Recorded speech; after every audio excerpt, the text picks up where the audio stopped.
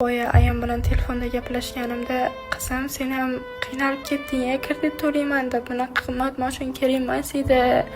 Odamlar hammasi oddiyroq moshin olsa bo'lardi deb aytdi qizim dedilar-da. Keyin dadam shu gapni eshitib turgan ekanlarmi, telefon qildi, qizim qiynaldingmi dedilar-da.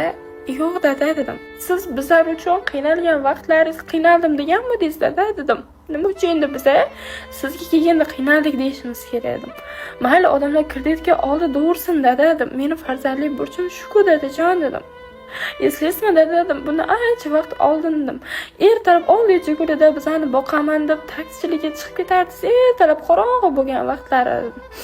O'sha vaqtlari dasron bo'yida niyat qilgandingiz dedim. Qaniydi meni ham boshlarim qatori katta, ularım bo'lsa-da menga shunaqa katta mashina olib bersa derdingiz dedim.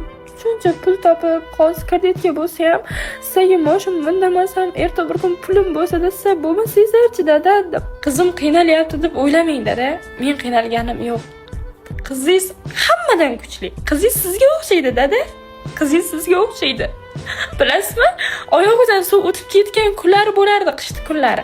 O'ziga oyoq kiyim olmay ikkita non ko'tarib kelardingiz, bolalarim och qolmasin deb.